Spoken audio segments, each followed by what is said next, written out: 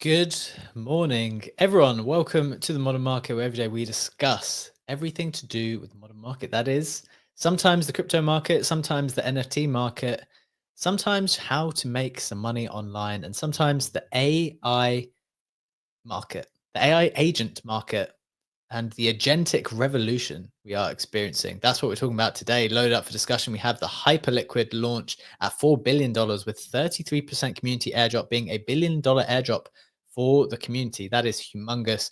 We're also going to be talking about the Virtuals AI ecosystem on Base, which is continuing to explode.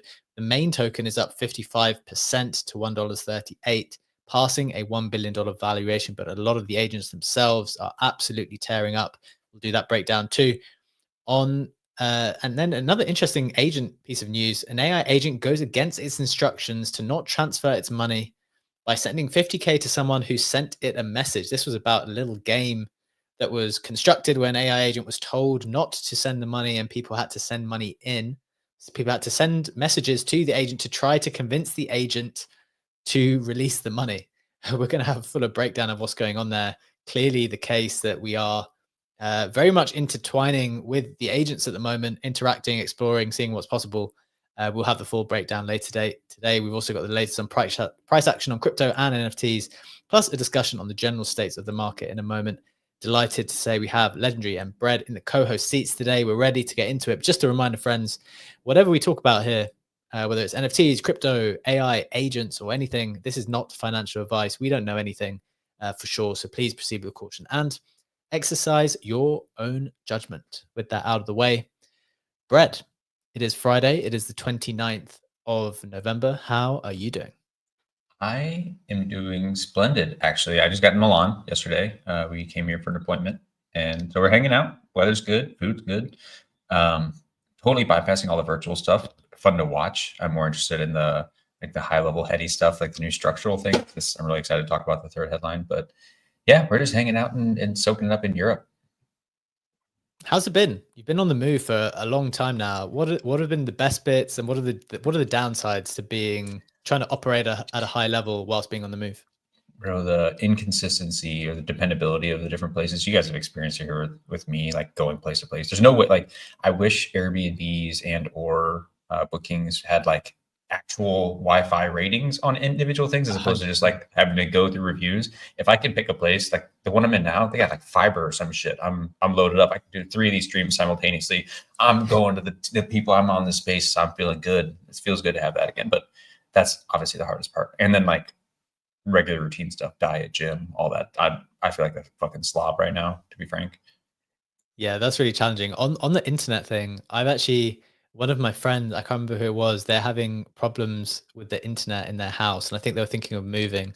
And one of the points I was making is, at some point in time, you know how sometimes like the very structure of your house, like these older buildings, sometimes if there's metal placed in certain places or wood constructed in different ways, like it can affect the building. I bet we'll get to a point in time. I know this from my time as a lawyer. You know, when you buy a house, you have to do these legal searches. There's all kinds of searches that are done, checking the structure, checking the drainage, checking the, all these things. At some point in time, there'll be a Wi-Fi check. And if your house doesn't check out, it doesn't matter how nice it is, doesn't matter how good it is, if you've got like structural problems in your house that affect the Wi-Fi. Yeah, if you got dead spots, you're going down. Valuation down. Valuation down, 6 figures down at least. That's what I was thinking recently. I'll say you better sell this house before that comes in. You know what I mean? Look, if you're like Legendary, right, and you're just eating meme coins from your phone and you're across the room just because you wanted to go grab a ball or something for your kid, whatever the hell's going on, and then that costs you a 6-figure trade, yeah, of course, like that's worth your house. You just missed it. Legendary fortunately doesn't leave his house. Legendary is famously anti-leaving the property. Legendary, how is that still a fair way to analyze your habitat? Yeah, absolutely. Look, when I got into this place where I'm right now, this is the first thing that I do. Like, I walk throughout the entire place and I see if I have signal. If I don't have signal in my own fucking 4 walls, I wouldn't fucking move there. A friend of mine, he doesn't have proper signal, he doesn't have internet, and he works from home remotely, and it's a pain in the ass for him to do that shit from home. We recently built a new skyscraper, which is very close to my home, and they didn't have signal. And all the tenants, all the people who bought property kept complaining until they got a new signal tower right next to there to basically increase that, because people were threatening, we're not going to move in there. Like business were like, we're going to leave because it's not feasible to have an office space there and not have working internet. And I honestly, on a more serious level, I think just because you're being quite serious already. serious, but I'm getting even more serious. Like you're expected as a citizen to do your government affairs, to do them online. Some of the processes are online first in Austria, and it's hard to do them physically. Yet you have to pay for internet access. I do think we'll get to a place in time where just will be a public good to have internet access that is being paid for.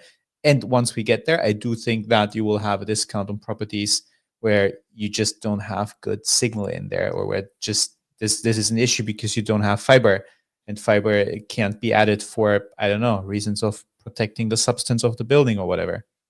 My family comes from the woods, and my mom is specifically has been pushing for like, yeah, internet is a public good, because like they have like access to like 5 megabyte satellite shit. Like they can't even get like any of the modern stuff. They have to use dial up like 5 years after everyone.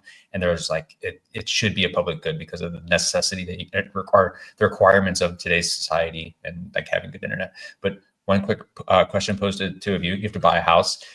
One, you can only have internet. Like both of these they're external to your actual living quarters, right? So it's a common area where you have to go to have internet, right? It's like a public workspace, or that's your toilet. It has an outhouse. Which of those two would you put outside of your house first? Like if you had two options, right? One has an outhouse, one has a public workspace. Like you can't have either your restroom in your house, or you can't have internet in your house. They both have to be external. Which of those are you choosing? That's easy, because I go to the restroom like twice or thrice a day, but I'm on my phone 16 hours a day. So easy, restroom. That goes outside of the house. Of course. Spend less time on the restroom than I do on my phone.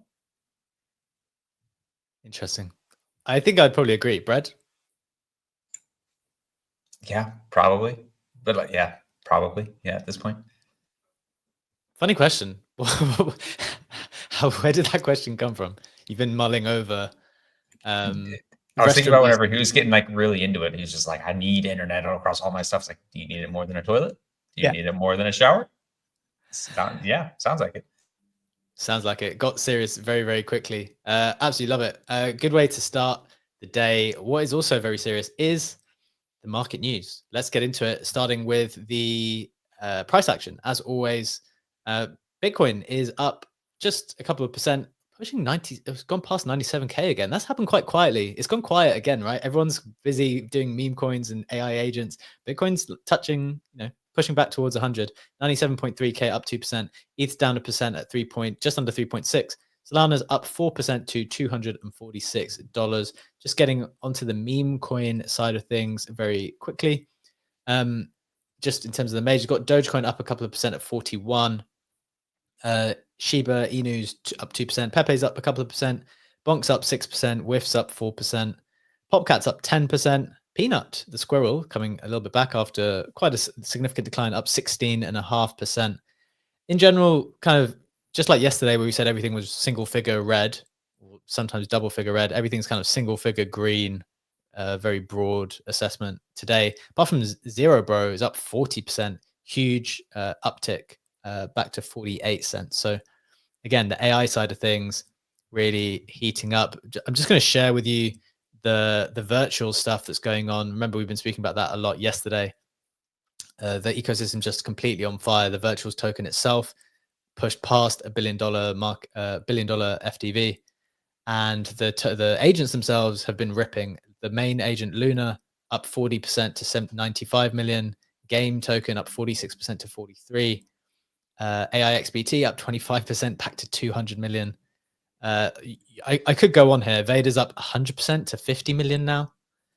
Sequoia AI. You know what this reminded me of? So I think I was talking to Legendary about it yesterday. Structurally, this thing is built the exact same way that Friend Tech was supposed to be. It's just AI agents are much more interesting than human chat clubs and whatever. Like you have the virtual token, which was supposed to be Friend. You have the individual people that you could buy and bet on, which is supposed to be the clubs and B2. It's all that stuff. It's just, this is much more interesting, and these things can go on perpetually as opposed to like friend tech clubs, which is like someone can go to sleep or just like stop doing shit.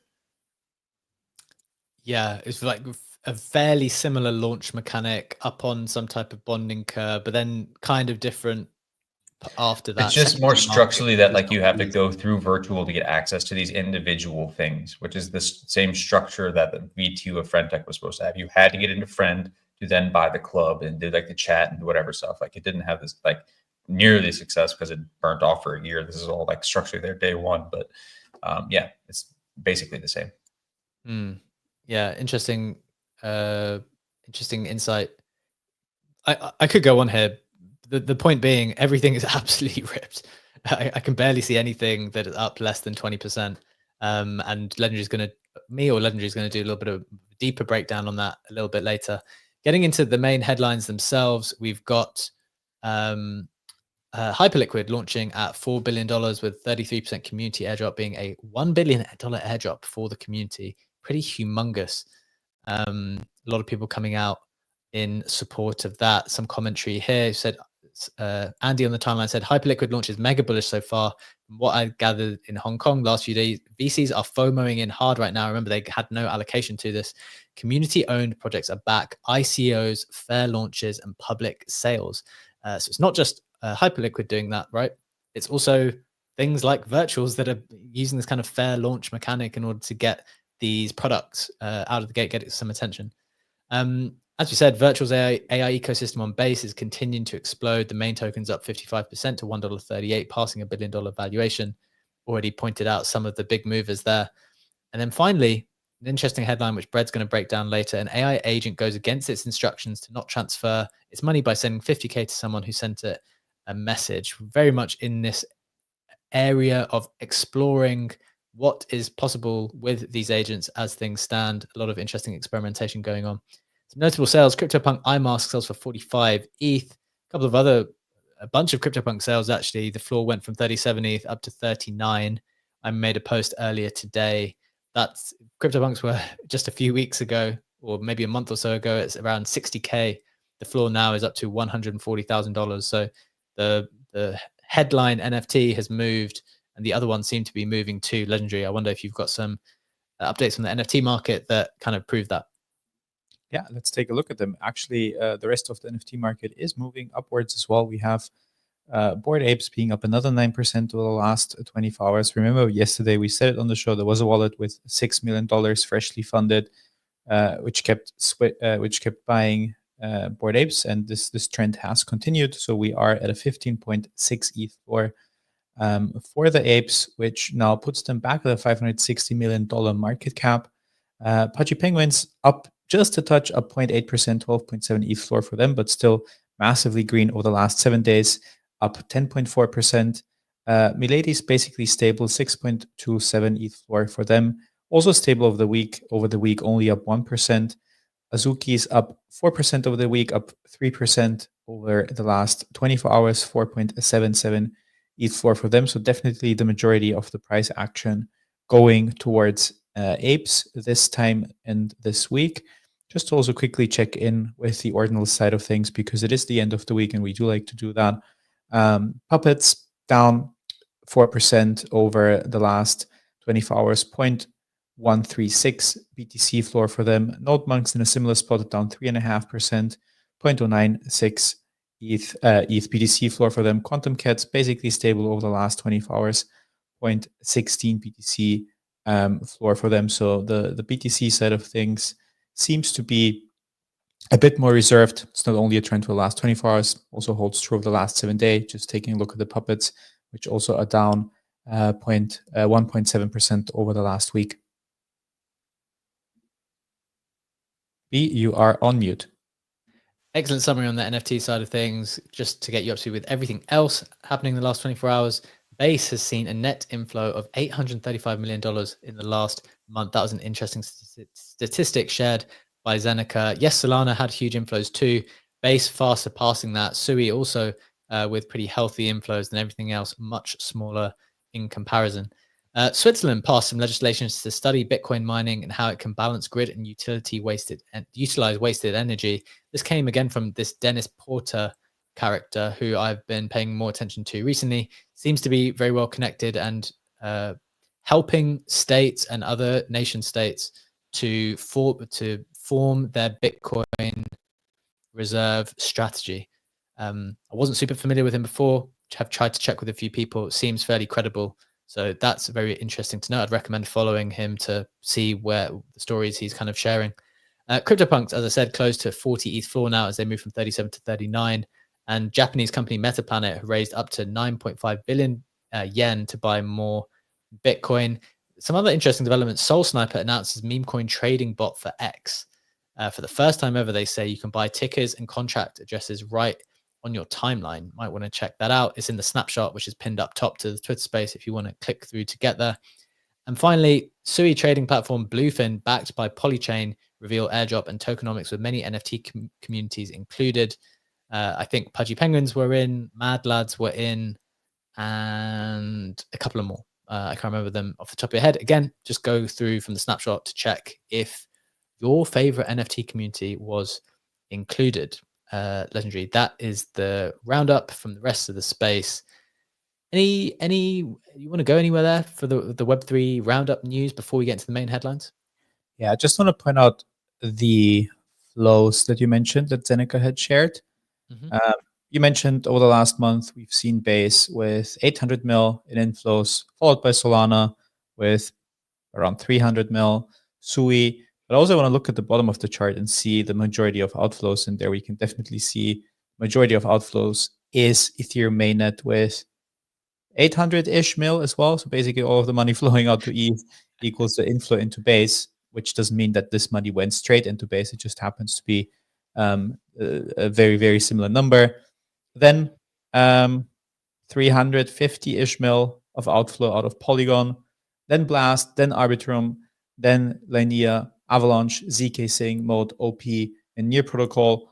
All the protocols over the last, or blockchains over the last month, which saw net outflows. Just found that interesting to point out.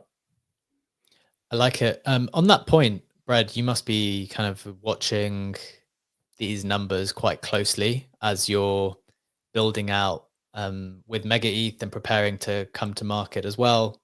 Obviously, wanting to attract TVL yourselves at some point. What do you make of these moves? Like a lot coming out of ETH, a lot going off Polygon, Blast, Arbitrum, Linea, a lot going into Base, Solana, Sui. Any reflections here? Yeah, I mean, like what Legendary called out with Ethereum, like outflows, quote unquote, they're only meaningful if they leave the Ethereum, quote unquote, ecosystem, right? So like you mentioned, it is pretty one-to-one with Ethereum numbers wise on a raw metric, but you need to determine like if those outflows are actually going to the Suis, the Solanas, the whatever relative are instead of the L2, because like the L2s is the actual roadmap. Like the outflows from Ethereum is what is going to happen, or at least what they're kind of anticipating, right? They want to outflow these things to things up the chain. So I think it's interesting to see that. I think I would be more interested to see where specifically those Ethereum outflows go to, as opposed to just like the raw number, because yeah, structurally that's what it's going to be. And then yeah, obviously the outflows relative to the total amount of TVL or capital within the chain itself, right? So like if you see 500 million flowing out of Ethereum, but that's only represents 1% of the total TVL that's available there, relative to like, you see Avalanche that lost 20 million, that's relative like 15%. Like that's more notable to me than the raw absolute numbers. So for that specifically, that's what I'm looking at. And then the other thing is I just love the structural stuff with the BTC reserve buying. Like that's all stuff that I want to like mental note, like future catalyst. I keep seeing these things, the front running of national reserves. And then I've always, like, as I am a long-term BTC fudor, I do the one thing that I've really liked about the proof of work consensus mechanism that they have is the idea that yes, you can capture this wasted energy as Bitcoin, as money, and like that preserves like that's a real absolute utility that proof of work networks specifically have, and that's something that's always excited me. So like seeing that that's actually getting spun up and realized is good indications of the future. Yeah, I like that. I listened to a good podcast with Arthur Hayes, and they were asking him, for people who don't know, very significant kind of crypto investor participant. It's been around for ages, used to run an exchange. What would you ever sell your Bitcoin for? And he said, the only thing I'd sell it for is energy, like energy itself. Atoms. Yep. Like the ability to produce the energy is the only thing left. It's like, okay, interesting concept, because ultimately that's how you prove the value in a proof of works ecosystem. So very, very interesting concept. Look, we're going to get into all the main headlines in just a little bit as well. Before we do that today, I thought it'd be a very good stopping point to ask an important question on capital allocation, capital attention allocation, because we're going to dive into the Hyperliquid headline itself and like structurally what they did, how it's played out in a moment.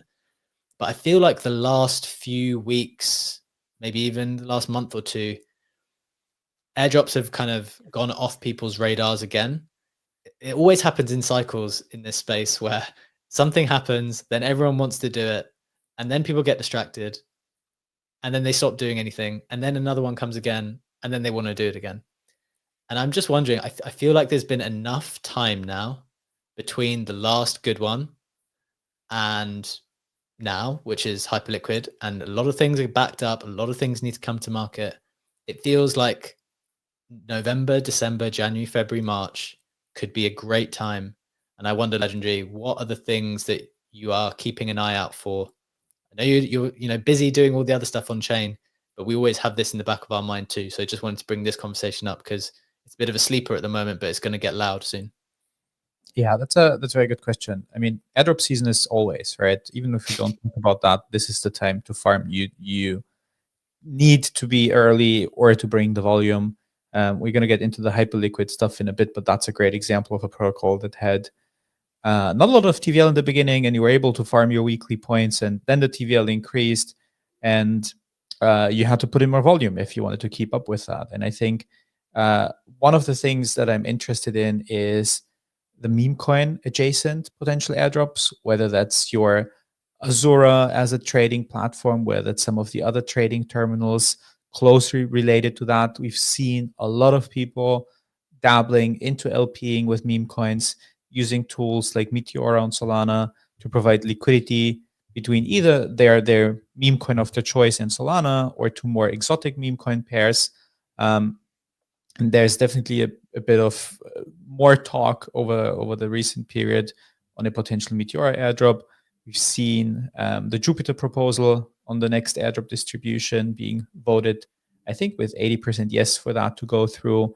So this is the one side of things that I'm very curious to explore, because it's meme coin adjacent, and meme coin is where the attention is, but we haven't seen a massive airdrop come out of that. Obviously, it could come from the wallet providers as well. But that's something you use either way and you use already, so not something you can farm specifically. But one of the things that I'm thinking at is, what do I use to trade? Do I use Photon? Do I use Azura? Where do I try to get a bit of volume in to be prepared for that? And the other thing on that is the LP side of things, the LPing. That's just for the meme coin stuff. Let's talk about that one in a second. Just on the trading thing, let's focus in. Let's try and segment this out for people and try to share what we think specifically in different segments. So you mentioned trading. I've definitely been, instead of just giving my volume to Matcha, which I don't think are ever doing a token, although I was using them for a long time because they're just kind of useful, or instead of giving it to Uniswap, who have already done a token, I have been doing a little bit in the one you just said, Azura. I have been doing a bit in Azura. I don't do it all the time because sometimes it is literally inconvenient, but I try to just chuck some, like if I'm going to do it, if I need to convert something to something else, I'm trying to put the volume through there because I know I'm betting that something's going to come. And I think that's a wise thing to do. Is there anything else in that trading arena, Legendary, that you're looking at? I mean, the wallet stuff can be quite interesting. I think Brad mentioned it on the show that he has accumulated a ton of points on Rainbow by, was it bridging? Was it swapping stable coins? I think it was bridging stable coins and Optimism was refunding you for the costs on that. So you were basically bridging around for free and farming volume. That would be another point. So I would say this is the main attention when it comes to the trading side of things. But there's more. There's more on the airdrop side. There's definitely more. I want to come to the LPing thing maybe next, because that's, well, in a little bit, because that's kind of different. So I'm looking down this list of things that I prepared in our document. We've got abstract coming. We've got so the thing I've kind of written whole L2s here. I've written abstract, I've written mega ETH, I've written base. I'm just writing down the names of things which I don't know 100% if things are coming, but I know that they're like very well funded and that I'm kind of intrigued by. What do you think about base, Legendary? Do you think base are going to do one? Like, because this is the big thing about base, right? Everyone knows it's Yes. It's what makes you say that, Fred? I've been saying yes for base for a year and a half now, because like basically just in the way that they talk, right? They say P0, Jesse said this every time, P0 for us is to decentralize, right? Decentralize means talking about specifically their indexer, right? The indexer is the thing that sorts all the transactions, where base collects all its fees, whatever. You know how we decentralize shit in this space? You put a token associated to it. And when you have a token associated to it, you can stake it, you can rotate, you can vote, you can do all this shit, right? So if they have P0 decentralized the sequencer, to me, it tells me they're going to have a token. And I don't think that's a direct conflict with their stock coin, because the two different things. So yeah, I still think eventually yes. Okay, well, I'm glad we brought that up then, because it's definitely somewhere that I have not allocated enough over the. I mean, I've been there loads more recently because of this AI agent stuff, but I think there might be a big rotation coming where, well, we've already seen the inflows, right? The last month, $835 million has moved into base, so everyone will see it. But that would be absolutely colossal if that actually comes through. And I don't think people really speak about that enough. People talk about the activity, which is actually great, but there's that side thing, side incentive, which will be pretty huge, I think. So those are the other things from a chain perspective. The other thing I wrote down, Legendary, was OpenSea 2.0. And I think two things on that. One, from OpenSea's side, again, this is speculation, we don't know 100%. Like, would that be a colossal thing? Should we be switching our activity over to OpenSea rather than Blur, who have basically turned off further incentives? And then B, could that bring back like an NFT bull? What activity? I'm not trading NFTs actively. Like my whole OpenSea thesis is, if they do a token, I did 7-figure trading volume, I'll just lean back and wait. I don't have enough NFTs that are of value. I mean, I have more than 1,000 NFTs that are worthless, but enough valuable NFTs to be trading around. And before OpenSea, we have Magic Eden coming with the airdrop on December 10th, Wallet Checker live on December 4th. And then with Magic Eden, we said, as we know the tokenomics, it looks like there's going to be another season of that. And the question is, what will they incentivize? Talked about that on the show. I won't go out of my way to trade more NFTs there, because I just don't think that this is the thing to do right now. And something that nobody in the space is really talking about is the value destruction of NFTs on Solana, and how much it went towards zero there, and how much money has been lost there. Where what I would do either way is, if there is an incentive to keep trading runes, which I've been doing, that will be nice. If they reward the ordinals trading for the airdrop, which obviously they would have a very good reason to do so, you and I had a conversation about the fact that you get volume pretty fast on BTC, because if you buy a node monk for 0.3 BTC and sell it for 0.4 or 0.2 or whatever, that's quite a bit of volume already. If you trade a couple node monks, that adds up in dollar value.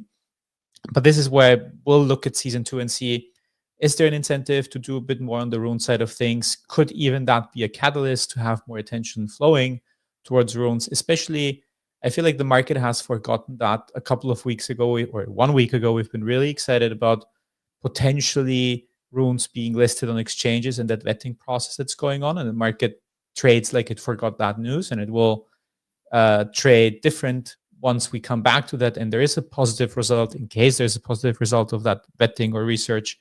process. So this is something that I'd allocate more, but I don't personally wouldn't go out of my way to trade and potential OpenSea airdrop, which doesn't mean that it is a bad thing to do. I think it's a lucrative thing to do if there will be a farming season going on. I just am very well aware of the fact that people like CBB and who was Blur's biggest trader by far will also look at that, and they have built the infrastructure, the bots, the knowledge, and I just don't see myself competing at the top level with them. And the risk of that was always that there's a massive supply of a certain NFT collection flowing towards the hands of the farmers there, who then essentially control the price, which kind of makes the farming a bit more PvP.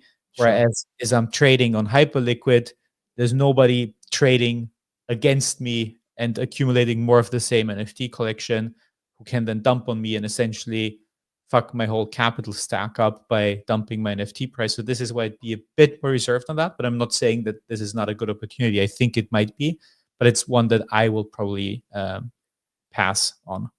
Okay, big takeaway for me there is, yes, Magic Eden's going to be a cook, but it's probably too late to do anything there now. For season 2, we'll see how it looks like. Okay, so that is that, and then the maybe bigger learning for people is, where's your unfair advantage? Like we've spoken about unfair advantage on the shows before. Getting into the whale games of like dumping NFTs on each other is like a pretty dangerous game.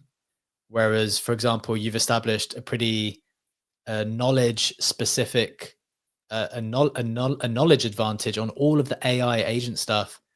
Why would you switch? You know, I think it makes perfect sense. So I think about it from that perspective is kind of interesting. Now you mentioned the liquidity side of things. This is the final one. So we've talked about some chain opportunities, some NFT opportunities. On the liquidity side, I'd written down Athena. The USDE has gone past 4 billion in TVL.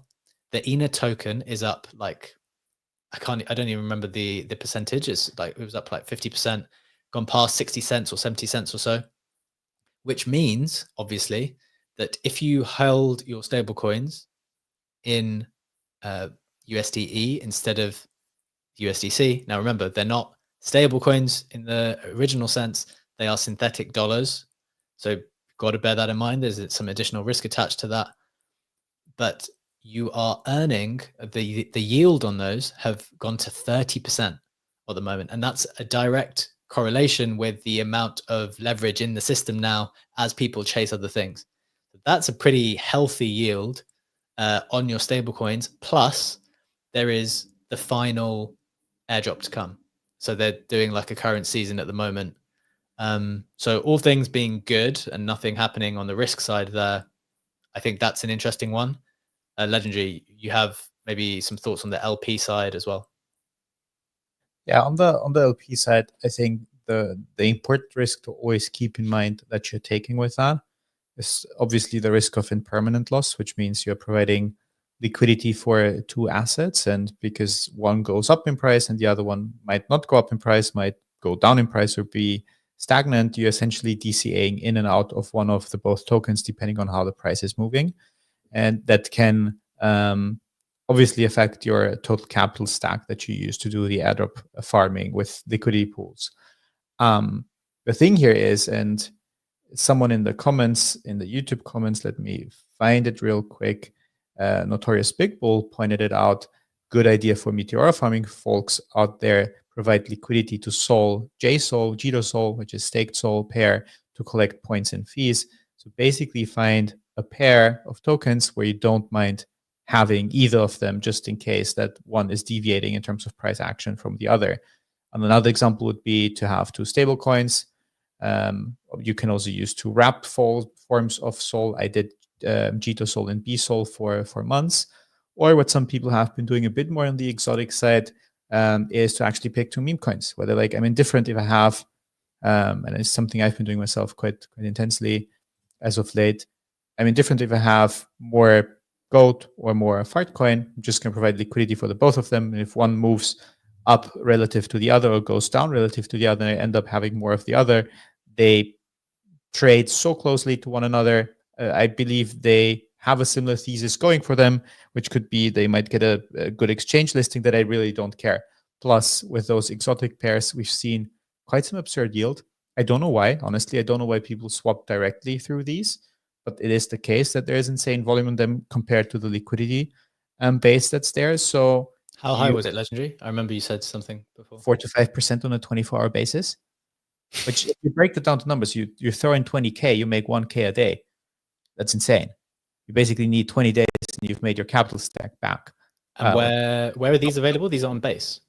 Nope, that's Meteora specifically. Meteora. For Solana, for Solana liquidity. But again, you obviously face the massive risk if, both your beloved Goatcoin and Fartcoin or whatever liquidity you found for yourself. I've seen an interesting pair. I think it was Goat and Popcat. I don't know who trades that directly, but it had insane volume.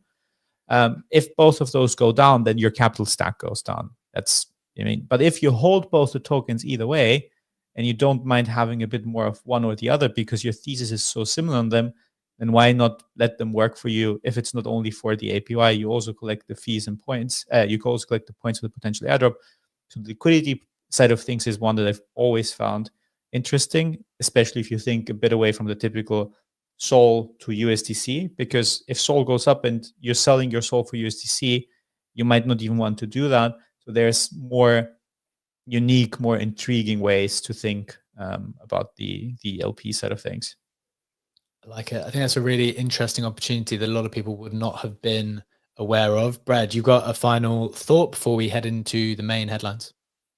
Yeah, no, we're short on time, so I'll make it quick. I linked a tweet from DeFi Monk who's talking about airdrops specifically, and then specifically on Hyperliquid. We're saying how we see the price action after the point of drop is going to dictate or tell us how VCs are actually valuing these protocols and if they actually believe the valuations that they're giving out.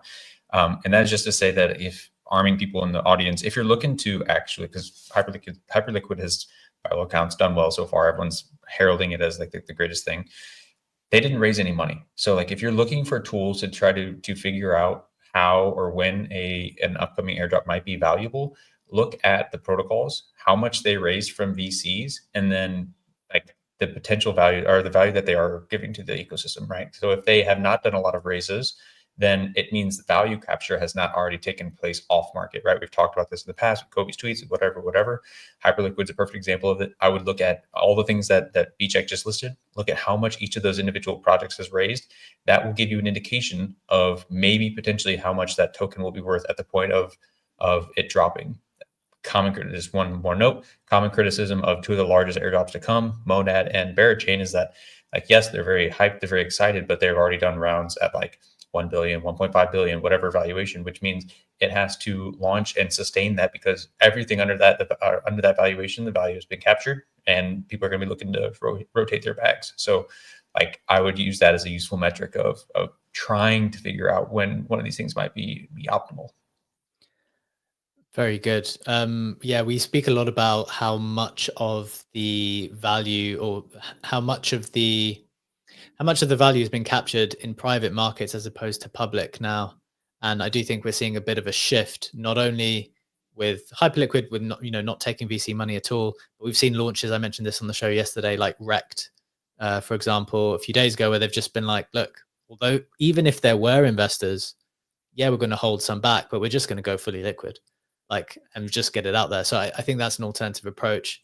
Obviously, the pump fund mechanic and even the virtuals mechanic as well is showing that people are kind of happy to go into price discovery with all of these protocols, like all of these AI agents. And it might very well be a bit of a bubble. The point is, there's teams building these things, and they're just happy to go into everyone's happy to go into price discovery together. So there's a lot of value for the people who are coming in early. There's a lot of risk, but there's a lot of value as well. So very interesting stuff. Legendary. That's that. I hope that was a helpful discussion, because we haven't, the airdrop stuff goes off the radar every now and again, and feel like it's going to really ramp up the next few months. So just wanted to give people a sense of what we're thinking there. Let's get into the main headlines though. Hyperliquid was the main bit of news today. What's the breakdown? Yeah, we talked about Hyperliquid yesterday, that they will have the airdrop today. Quick refresher on that. Hyperliquid is perp dex saw massive trading volume, saw 2 billion or 24 hours, so I think 400-ish billion in lifetime volume. The pre-markets saw the airdrop coming out at $3.50. The token is currently actually trading way above that. It's trading at $4.55, $4.5 billion FTV. One of the very notable things to point out about that, and Brett has mentioned it before, this was done without any tier one listings, without any market makers, without raising outside capital, without having VC KOL rounds in. And let me share overview. And CC2 Ventures, who's one of the very prominent airdrop farmers, has shared his journey a bit, which I find quite interesting to dive a bit into to see how this has been going on. So the things that he pointed out, obviously keep in mind, he has farmed this airdrop from the get-go. I think his airdrop is worth 900K, was worth 900K at the time he wrote this post. He's probably up even more on that. So one of the first things he pointed out that when the TVL was under $10 million, it was easy to do this 1,000 weekly points with minimal effort, and it stayed like that for months. So again, the notion of being early to an airdrop farming protocol when nobody else is talking about that. Team apparently constantly evolved the points algorithm, rewarded different activities from liquidity, perps volume, spot volume, holding, ecosystem coins, etc. So they did incentivize not only organic usage, but also like doing different things on the platform. Then another thing that I have almost completely forgotten is that midway through the points program, they did a playtest of the TGE by airdropping Per, which was a token that you got rewarded for based on your points, 1-to-1, which also resulted in 4 to 6 figure airdrops for many users by that time. And then the airdrop happened today with 31% of the initial supply, as we also said yesterday, being airdropped to users, and it did see that positive price discovery. One more thing that I wanted to point out in terms of numbers, because we've been talking about the TVL, about layer 2s, is that you have, sorry, wrong tab, there we go. You have $1.4 billion locked in TVL in Hyperliquid. If you compare that, or if you put that in context with Arbitrum, which is where you've been using Hyperliquid, it basically means that 63% of all USDC on Arbitrum is on Hyperliquid. Just going to Arbitrum, you have a $3.1 billion TVL in there, which tells you about the massive, massive exposure that this protocol has gotten. And also, then it has more TVL on there than SUI, which trades at a $34 billion FTV has. Obviously, once a protocol, once a chain, once a complete ecosystem, just to put those numbers into context, it kind of shows that, yes, this has been the biggest airdrop, but this platform has also gotten an insane amount of traction to even be able to get to this point. Pretty colossal. I've got two questions here, I think. What's the core reason, do you think, Legendary, that this has been so successful on reflection? It's a great product. That definitely helped. You are in a cycle where we got into a bull market where people then love to have their perp dex to trade more volume. And then from the farming side, if you see that there is no VC allocation, no market makers, etc., I think the team unlock is only in November 2025, if I'm not mistaken on that.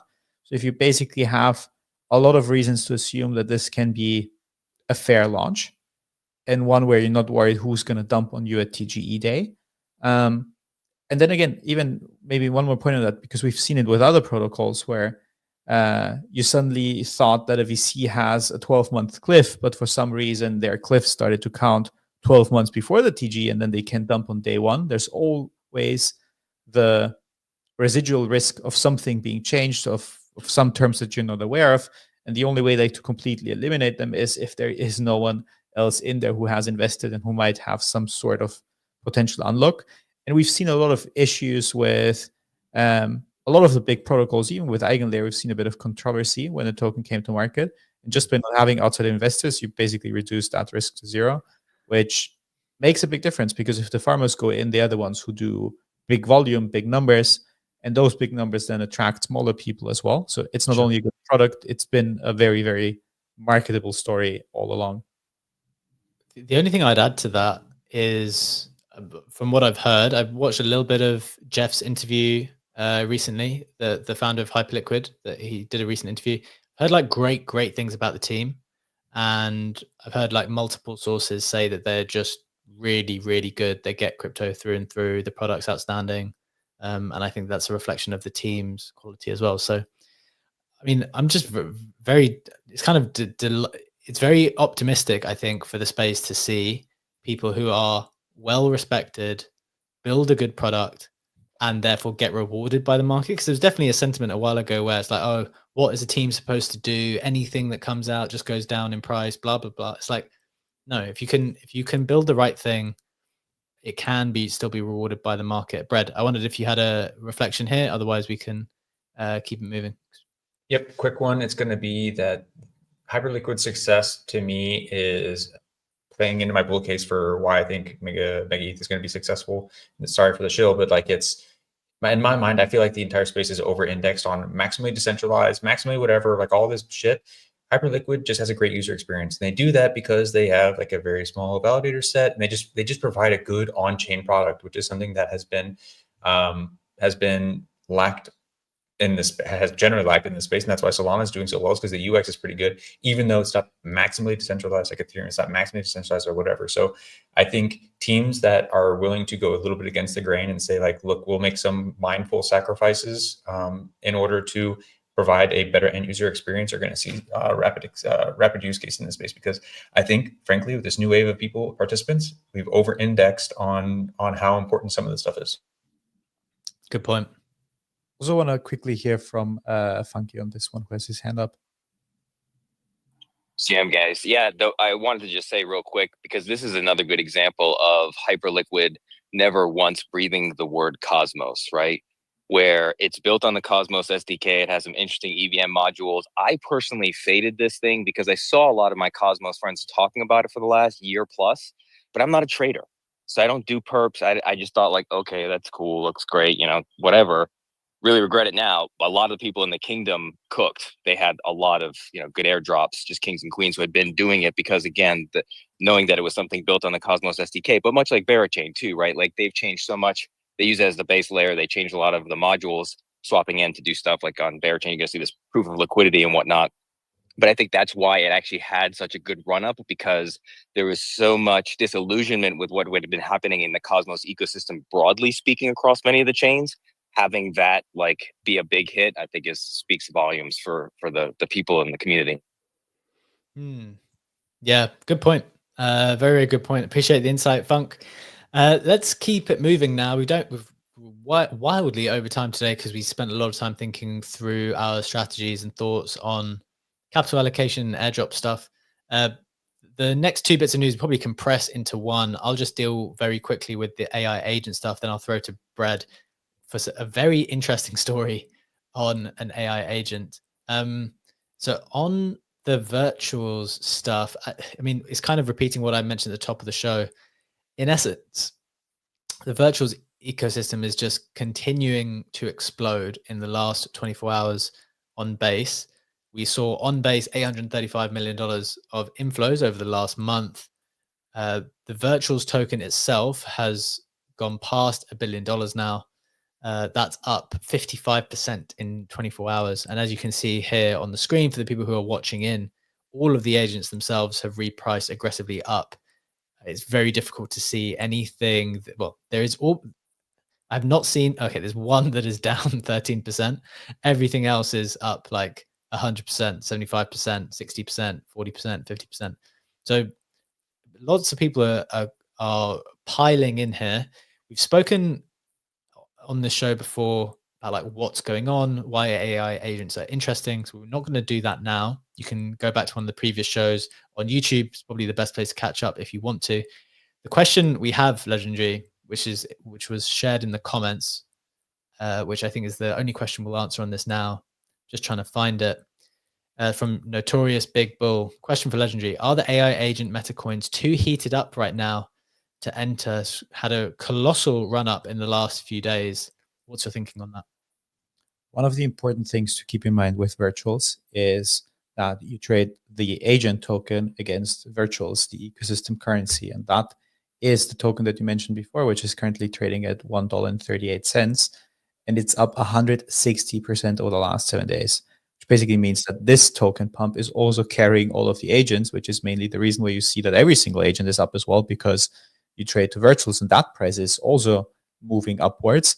And it's basically an ecosystem stimmy for the whole virtual agent. So as soon as this price will correct, a lot of the agents will also come down, which to me means that on the one hand, you will have the agents that you generally find interesting when you can believe that they can do something in the mid to long term, and some of them are even moving away from the virtuals tech stack to build their own thing. But it also means that the screen that you shared right now with everything green won't exist forever like that. So this is something to keep in mind. The counter perspective to that is to say, look, virtuals doesn't have a Coinbase listing. It would make sense for Coinbase to list it because it would give them a lot more volume. Counter perspective to the counter perspective would be, why would Coinbase list it when it's moving upwards and doesn't even retrace? They would want for the token to have a breather as well, to even be able to get enough liquidity of that without overpaying. So it's definitely a mania that we are seeing right now, and it definitely will cool off. But I do think that some of the unique and interesting AI agents have staying potential, but it's important to keep in mind that some people who have 6 or 7 figures on the timeline who bought in 4 weeks ago, I think ICO Beast publicly said he bought in 4 weeks ago with 0.35 ETH and is up an insane amount of that. There's this another account, can't remember the name, Pudgy Penguin, who bought 1% of all the virtuals early on, including XPT and others. There's people who are up massive amounts. And obviously they are the ones who are also selling, this goes up to $6 billion in the bear case for XPT, which is something to keep in mind that might go up, but it's not going to be in a straight way. And this ecosystem connection with the actual virtuals token is an important one to keep in mind, that this is propelling the whole ecosystem. And once this token will stop to pump, we will see a correction. Other people are saying, look, the market can stay irrational for longer than you can stay liquid. Might go on for a longer while, but I do think we are seeing we're seeing a lot of mania, a lot of hype and FOMO in there, which to me says this at least has to be some sort of local top for the time being. I kind of feel that way as well, because it got to the timeline and so many prominent people started tweeting it. That's usually such a great indicator, right? Such a great indicator for some type of pausing point where, I don't know, I just feel like it needs to have a bit of a cool off, a temporary ceiling potentially. Also, on the note, just to add to that, I still have massive exposures. I want to say that I have exposure to both virtuals and to a lot of the agents, just for people to know that with the full transparency.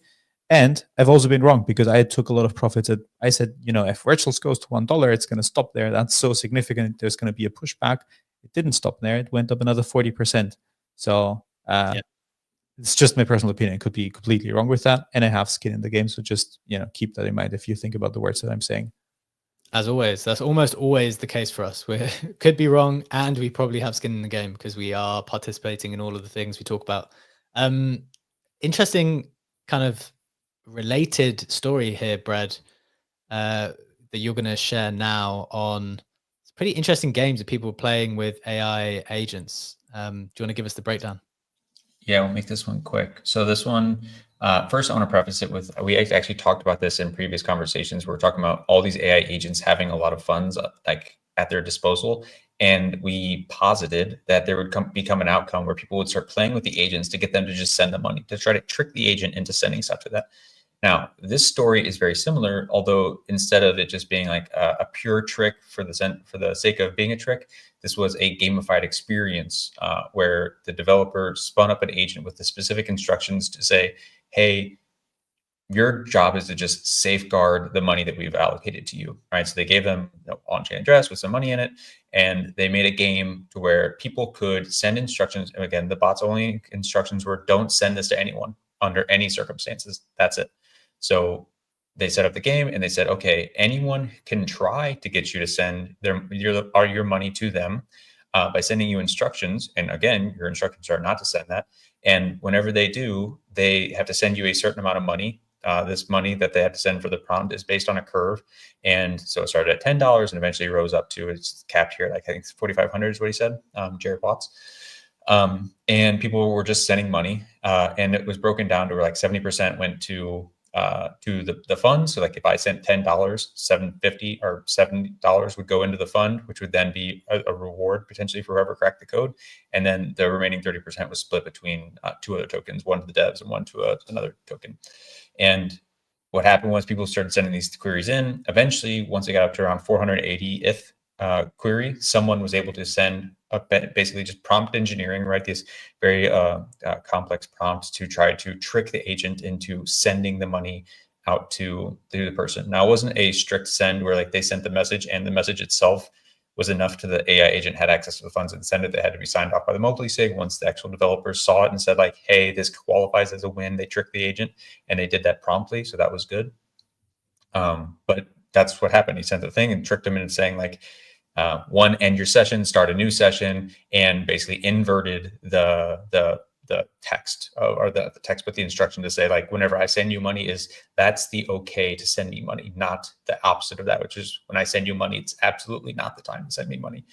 Anyways, this guy won. He's actually done this a few times with a couple other prompt engineering on-chain tasks. And down in the comments, they actually reference where this came from. And you see Vitalik had made a post previously saying that eventually we should spin up games or have games where, there you go, it's highlighted there, where AI is the rules of the game, where it's like effectively the judge of the thing.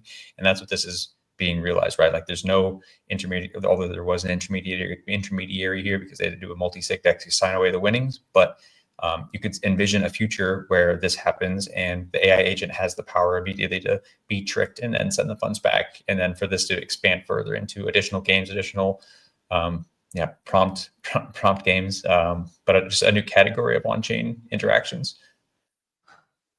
Fascinating. That's so interesting. So you mentioned like a Vitalik connection. There was also a quote tweeted by Brian Armstrong, who are, people finding it fascinating the way that these interactions are taking place. Look, guys, I think that's the show for today. Appreciate that breakdown, Brad. Thanks for the breakdowns as well. Legendary guys, that is our show for today. Thank you so much for joining us. We do this every single day, Monday to Friday at 7 a.m. Eastern time for 1 hour. We're live on X. We are live on YouTube, both on audio on X and on video on X and video on YouTube. And you can catch us on Apple and Spotify podcasts as well. Have a wonderful weekend. Happy Thanksgiving for yesterday. Have a good weekend. We will see you on Monday, same time, same place. Have a good one. Bye-bye.